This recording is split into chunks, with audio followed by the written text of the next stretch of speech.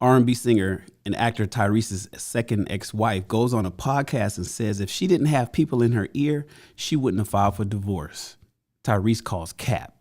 Check this out. All right. Hold on.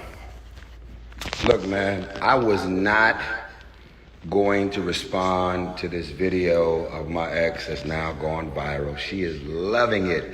Congratulations, you went viral again over something else that you said, because you're trying to build up your YouTube page and get your followers up. Listen, man, listen. If you had people in your ear that influenced you into leaving your husband and your 1-year-old child, your innocent 1-year-old child, we both were divorcee kids, grew up in toxic environments, torn in between our old family, new family, stepfather, stepmother. That's a life that we both lived. And you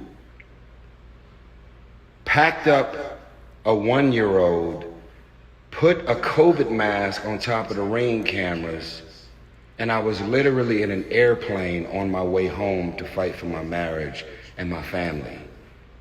You're heartless. None of your friends recognize you. This is all about money. If you had friends in your ear, you're lying, you're gaslighting, you're playing. The only person that was in your ear was your mama. Her name is Patricia Randolph. You didn't have people. Notice Tyrese be calling out names. Tyrese is gonna call out some names. In your ear. The amount of people that was supposedly in your ear, you also had a whole lot of people like Aventer Gray, Taffy Dollar, Creflo Dollar's wife, who married us. You had a whole lot of people in your ear telling you that you're about to do something stupid, impulsive, and y'all are actually not going through anything that would make you want to leave your husband. Let's go even further.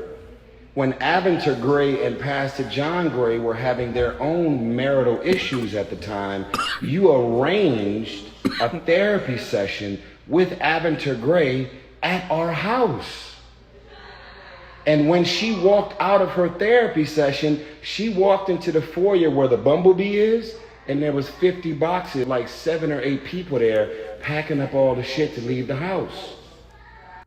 One thing about Tyrese, his story has been consistent from the beginning. Every account of what happened, excuse me, every account of what happened between him and his woman. And remember, we talk about celebrities, not because we're necessarily, interested in celebrities, but because we talk through celebrities because they're the common denominator for people that don't know each other. For instance, if I tell you about my next door neighbor and what he's going through, it won't matter because you don't know him. If you tell me about your coworker and you live in Tennessee or Atlanta or Chicago or New York, and you're telling me about something that's going on with your coworker, and you want me to kind of identify with that, the impact won't hit because I don't know anything about your coworker. But what we do is we see ourselves in a lot of these celebrities. We see ourselves in their relationships. And so in their wins, we're happy because we can see ourselves winning in our life. In their losses, we're sad because we can see ourselves losing like them. So a lot of times you see people, usually narrow-minded people who's like, oh, I don't care why you guys are so obsessed with these celebrities. No, it's not that we're obsessed with the celebrities. It's that they're a common denominator. They're somebody that we can speak through so we can kind of understand what somebody is going through from my side of the fence, from somebody else's side of the fence, and we use them vicariously to understand the shit that we're going through. So there's a lot of people that's going through what Tyrese and his ex-wife Samantha is going through, and they identify with that, and that's what's interesting about it. And if somebody needed to explain their situation, they could use Tyrese's situation for people to understand. And one thing about Tyrese, he's been consistent from the very beginning. Nothing has changed. He hasn't held his tongue. And he's shout out to Tyrese. You guys, if you guys haven't determined that yet, I'm Team Tyrese. Anyways, let's continue listening. And I was in an airplane on my way home to try and fight and save our marriage. So if you had people in your ear at the time, they must be still in your ear, because you're still trying to get $20,000 a month for a 5-year-old. You make $160,000 a year on your own. This is all a game. You're clout chasing. You're something that I don't even know. A simple woman, not into materialistic things, don't care about fame and mansions and popularity. You're everything that you told me and all of your friends and loved ones that you wasn't.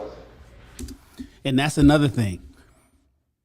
They say the chameleon, but I don't like to use. I like to use the octopus because chameleons are male, right? But the person that changes their colors. We talk about the person that you've once met and what they said and sold to you and what you bought, and then what they become later on. And I see this so much in women. It's like you present a version of themselves, a representative of who they believe that men like, and men fall for that. And then they become somebody else once they get comfortable. What do they say? Men marry women because they don't want them to change, and women marry men because they do want him to change. Men want you to be who you were when he married you. When he was dating you and that version of you, he wants that all the time. And that's where the whole, you became this and you changed that and you gained weight and you did this and now you're more hardened and you got an attitude all the time. And what happened to the old? And that's what we mean, ladies, by who the fuck are you? Like, who are you? Who did you become? And what did you do with my wife? What happened to the woman that I was dating? Oh, I just evolved. Nah, this ain't no evolution. This is straight up bait and switch. What's happening to a lot of men today is that they're dealing with bait and switch. And once women get comfortable, typically in the marriage and the kids are already here, she can just become who she always was. And I get it. Oh, you know what? It's your fault. You picked her. I understand that argument. That's the argument that my boy Ilkan Ali was arguing with Mr. Let Go. And when my boy was arguing about this over at the Lapeef Network the other day. And they were saying, you know what, brothers, it's your fault if you picked the wrong woman because you ignored the red flags. That's true. A lot of men, myself included, ignore red flags early so we could save a whole lot of heartache, headache, and time later. But let me tell you something. There's some good actresses out there. There's some good actresses out there who can garner goddamn Oscar award-winning performances in their dating phase, just to abandon that actress, abandon that character once they become married, once they get cuffed, once they get locked down, once they achieve the goal of the relationship or get the ring or get married like they want it, and then they become something, and the husband is like, "What the hell? What's going on? What? Who are you?" As Tyrese is explaining right here, she was supposed to be somebody who didn't care about money. Samantha wasn't supposed to, she didn't care about money. She didn't care anything about fame. She was just a humble, nice, low key, supportive and loving wife. She knew that she was marrying an international superstar and that, she was going to just play her role and stay in the back. And now she got the podcast. She's on Instagram. She's doing the Chitlin circuit. She's out there doing interviews. It's like, well, who are you and where'd you come from? And why didn't you sell that character first? If that's what you always wanted, if you always had this desire to be in the limelight, to walk the red carpets and look good and get your body done and all that extra stuff, how come you didn't sell that to him initially? He may have still bought it or he might not have. But instead, these women, they sell this, this humble and meek version of themselves, and then once they get comfortable, once they get locked in, once they get the kid, then suddenly they switch up. Let's continue. If you wanted to be famous, boo-boo, that's all you had to say. You didn't have to play this game that you wasn't. Now you out here playing on single mothers and their emotions, playing on women that are actually in abusive relationships and fucked up marriages that are toxic and dark and dysfunctional. That's not what that was. You think I would have a song entitled I Don't Think You Ever Loved Me if I didn't really feel that way? You think I would have a song out called Love Transaction if I didn't realize that it was never love, it was just a transaction? This shit is about money. You've hired 3 law firms trying to fucking suck me dry. I'm approaching $1 million in legal fees, and we had a prenup. $1 million, that's more. $1 million in legal fees, that is more. That's damn near, if she's getting $20,000, that's 5 years worth of goddamn alimony.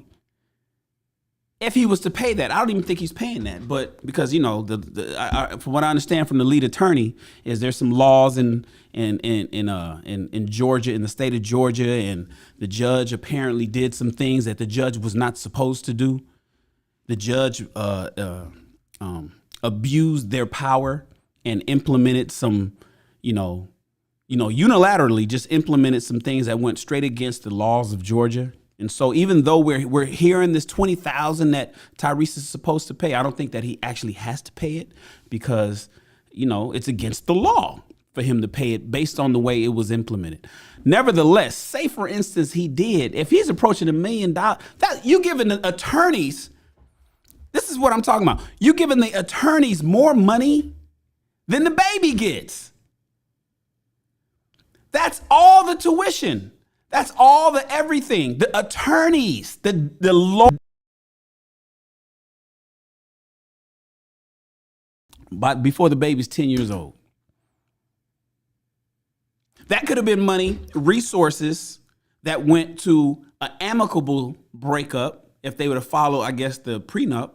And they'd have been friends and that'd have been cool. That's $1 million that could have been kept in the Gibson family, along with Samantha would have been kind of part of that because she's the mother of their child. The daughter could have got those resources. Instead, you're giving them to the attorneys? That is crazy to me. And this is what you talk about, bad advice. Women, why do y'all make so many bad decisions? You want to be a boss chick and this, that, and the other and be in charge of shit. And you guys continuously make bad decisions in life. All because you are slaves to your emotions. Ladies, you will forever be controlled by your emotions, it seems. And it seems like the women, the awesome, dope women that are not controlled by their emotions we don't even hear from them. They're successful. They're living life. They're like, they don't even know this. They don't even know this side of the mating and dating space. They don't even hear about this stuff because they're in control of their emotions. They don't let their emotions dictate their moves. They're more calculated, a little bit more pragmatic. They use some common sense. It didn't add up. Why would I give the attorneys millions of dollars before I give it to my children? That's crazy to me. Let's continue. You already tried to ask me to come back. You already tried to reconcile. I told you I was in a relationship with Zelly. And I was not willing to go and break this off or cut this woman off. Which I wish he wasn't. Because you decided to wake up on a Wednesday and come back and play in the sandbox. That's a whole different show. That's a whole different show, Tyrese and Zelly. I wish my man, Tyrese, anyways. Everything about the way you left me was heartless. It was evil. You never considered me, your marriage, and let alone your innocent 1-year-old child. She had to celebrate her 2nd birthday apart. And if you really are really suddenly caring about the effects that you've had on me and your family, why don't you sit these fucking lawyers off of me? Call your lawyers right now and tell them that everything that you're still trying to get right now, you don't want it no more. $20,000 a month for a child? Our prenup says no alimony. Our prenup said everything that the prenup said. You're trying to crack the prenup. And it's been 3 years of it. I should have never hired a fucking attorney. I had a prenup. Everything that I was supposed to give you in the prenup, I've gave it to you. You want more. And it's been 3 years. I've moved on. I'm with Zelly. You moved on. I don't even want to tell niggas the first nigga you started dating when we broke up. Because you're going to go viral from that. Oh, shit. If I were to tell niggas who you started dating as soon as we broke up, you would go viral from that. All you want is attention. You want Facebook followers. When women hurt, boy, they know how to hurt, don't they? Like, it's not just the stab of the knife, it's the twist. It's the twist. Once they get it in nice and deep, they get it into the flesh. They get that dagger. They get it. Once it's in your back, brothers, and they dig in, and they get it in, and then they twist it. Let's continue. Fair use, fair use. You want Instagram followers. You're trying to be a life coach, and you trying to get niggas to drink the Kool-Aid. You fucking with a real one right here. Everybody can see through your bullshit. I may be alpha. I may be loud. I may appear to be a narcissist, as some niggas will say in the comments. Girl, you was good to leave that nigga. He's a narcissist. No, she's a fucking Most people don't even know what that word means. Not only is she a narcissist, but she's a sociopath as well. And what is a sociopath? Someone who will maliciously and vindictively do some shit, and fuck over you, hurt you, be made aware of the fact that they inflicted trauma and pain on you, and not even call you and text you to say they sorry. Did you think about the effects that it was going to have on me or our innocent child when you left me the way you did? Did you think about anything? No, it's all about Samantha. Selfish. So now, go ahead and chase whatever career you're... Fellas, how many of you out there, like, listening to this story, I want you to think back to your last relationship. And isn't it strikingly similar? Like, everything that Ty is saying right now, isn't it just like, damn, isn't it strikingly similar? Like, he's saying what did he say just now? Trying to chase. Did you think about the effects that it was going to have on me? Did you think about the effects of what you're doing, ma'am, that it would have on me? No. Do they care about how you feel, fellas? No. Or our innocent child when you left me the way you did? Nothing else matters. Did you think about anything? No. Not the children. It's all about Samantha. Not the business that you may have built. Not the children. They don't even think as far as next week. It could be they're slaves to their emotions. The emotions control everything. No, thinking in advance is absent oftentimes. How many fellas out there is listening to Tyrese right now and is thinking, damn, he's describing my ex? Let's continue. So now, go ahead and chase whatever career you're trying to chase. Go ahead and go viral. Go ahead and keep doing your goofy ass podcast and Miracle Mondays and whatever the fuck else you're trying to build. Boy, they need that attention. That attention is a drug. I don't want no one to confuse me releasing songs the way Adele released songs about her ex-husband, the way Jasmine Sullivan and Mary J. Blige release songs about their exes when they get cheated on, lie, get fucked over, when they go through painful relationships that come to an end. I don't want no one to confuse me releasing songs, singing about how I feel about Samantha with confusing me wanting this woman back. If I wanted her back, I would have got her back. I don't want Sam.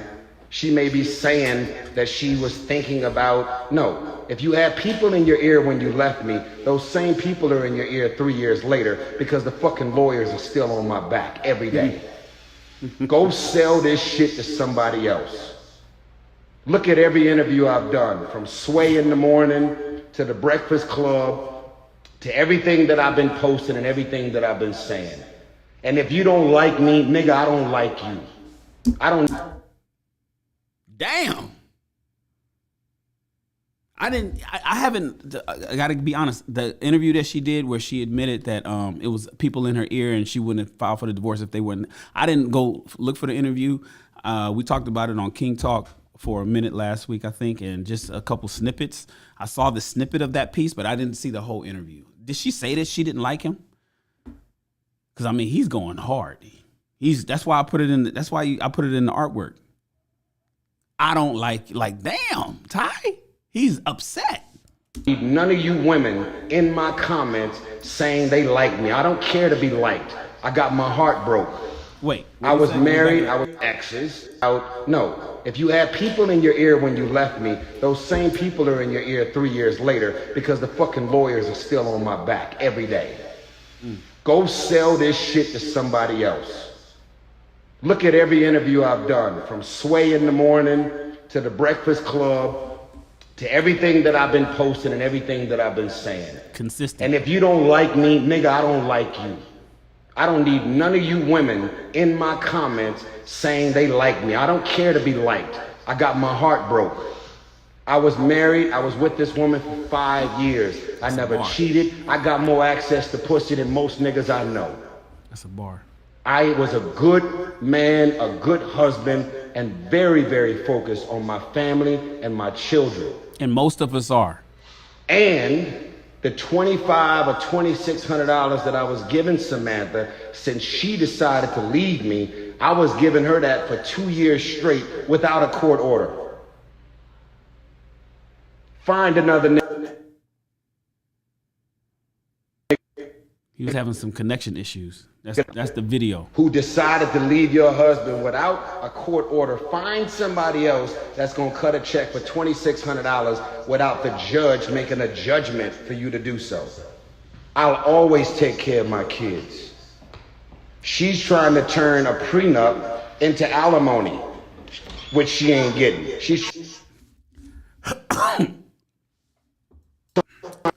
Connection issues for Ty. She's not getting. She's trying to get something that she's not getting because the prenup is protecting me. And she's, yes. Okay. That's a father. Did you hear it? He hurt his daughter. He's upset. But that's what emotional control does. So at the end of the day, man, listen, I am not here to have any of y'all to keep drinking the Kool-Aid. Y'all are gonna have to fucking wake up and understand that when relationships and marriages ends, contrary to what the world believes, it ain't always a cheating man who's verbally and physically abusing you, fucking over you, doing something. It's very simple. If it ain't about Samantha, it ain't about nothing. No vow breaking reasons. No reasons for a lot of these girlfriends and boyfriends to break up. There's no reason for these husbands and wives to actually break up. People are together. They're supposed to work out through their issues. They're supposed to listen to complaints and listen to understand. And oftentimes that's not the case, because if one of the people, as this is what I tell people all the time, the number one reason for divorce is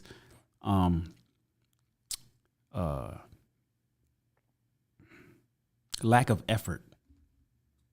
The number one reason for divorce is lack of effort. I mean, I know, irreconcilable differences or infidelity or money or blah, blah. Lack of effort is typically one person that want to work it out and the other one don't. Somebody's checked out. And unless two people want to work it out, it has to be two people that want to work it out for it to go. Even at the height of the arguments, even at the pinnacle, it has to be two people that can't stand each other at the moment, but love each other to not run. But we already know who always runs to the divorce court.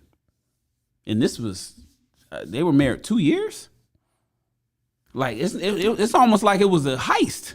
This 2 years, got the baby, 2 years, and I'm out, and now I want. That sounds like a robbery to me. That sounds planned. That sounds premeditated. If you ask me, I'm not saying it is. I'm just saying it sounds premeditated, like it was a heist. And we're hearing this far too often. I guess being in a relationship with a big personality and an entertainer, which she signed up for, made her cave. Slowly but surely cave. Her mama was the one who was like, oh, we did it. Like, we hit the lottery type shit. Gas the...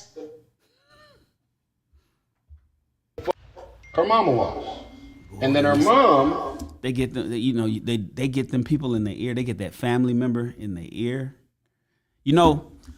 Quick story. When I was in the military and I got out, and I tell this story all the time, so I'm gonna say it again.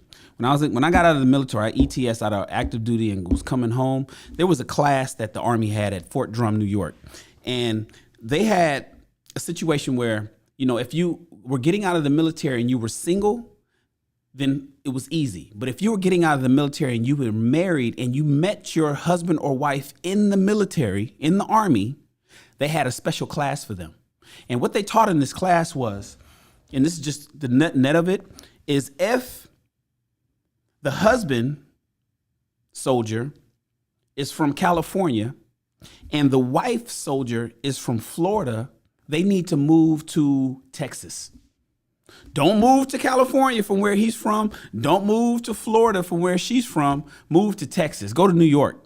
Go to Chicago. Go to Arkansas. Go somewhere else. Go anywhere else except for home. And the reason why the Army promoted this is I got out of the Army in 94 active duty. So this is almost 30 years ago. The reason why the Army promoted this is because they knew, the military did studies. They knew that if the married couple went to either of the people's state, that when they got into an argument about something, they would always fall back on their family. And then the other person would feel alone, ostracized, all by themselves. So if the husband and wife moves to California where he's from, then when they get in an argument, he's going to call his mama, he's going to call his dad, his uncles, his bros, his homies, and she's going to be out there with nobody to talk to. Now, this is all before social media, right? Of course, 30 years ago. If they go to Florida, where she's from, and they get in an argument, then she's going to call her mama, talk to her mom, that nigga, he ain't shit. Come on, don't be doing that to my daughter. And then the dad, and she can do no wrong and all that kind of, even though she's dead wrong, she can do no wrong. And then he's all alone. He don't have no support. He don't have no team, no nothing. But if you guys move somewhere where nobody is, if you move to Arkansas, if you move to Wisconsin, where nobody is, when you guys get in an argument, you have to rely on each other. You have to come together. It's like you can't just go to your cousin's house and spend the night.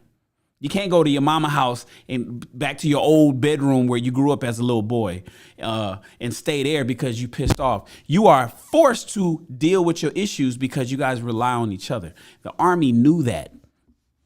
I remember, and I didn't get out but I remember that class. And I don't know why, because I don't think I took the class, but for whatever reason, I remember that. That's distinctively when I ETS out of the military almost 29 years ago. And I thought that was extremely interesting, and that's stuck with me all the while.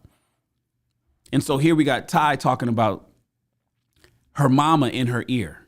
It's always somebody in her ear, right? We never really hear about somebody in his ear. It's like, hey, man, stay out of my business. I don't want to hear all of that. And even if he has somebody in his ear, it's typically after everything that fell apart. It's too late. It's at the point of no return. But why do we always hear about somebody in her ear? Ladies, can you explain that? Why you always got to call? Why do you have to get counsel from, what would you say? Single women keep, how does it go? Single women keep women single. Single women keep women single. Why is it always somebody giving you bad advice and you taking that bad advice instead of listening to your man who you should be listening to anyway?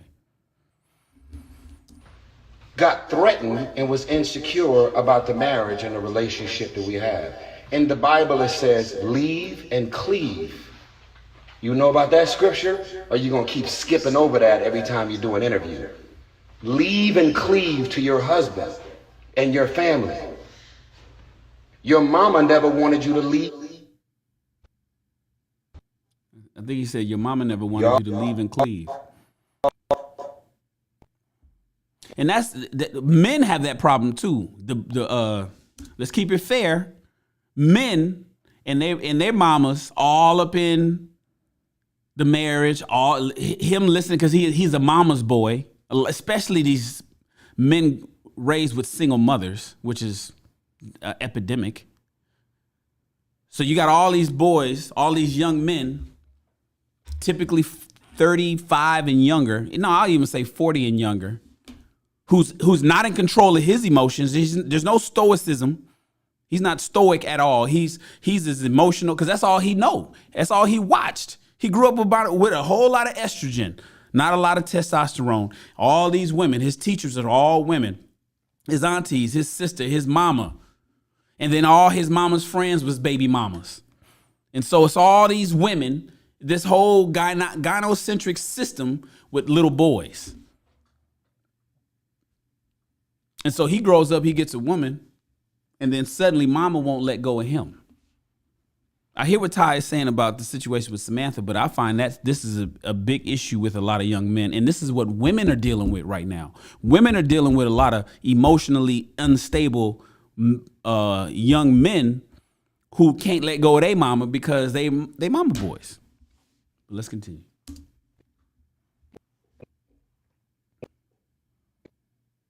All of the even me. Uh-oh.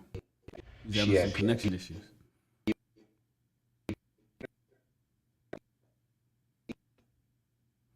Shit like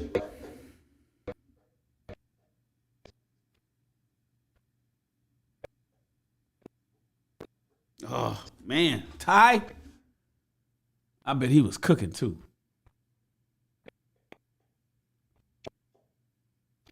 All right, I think that's about it.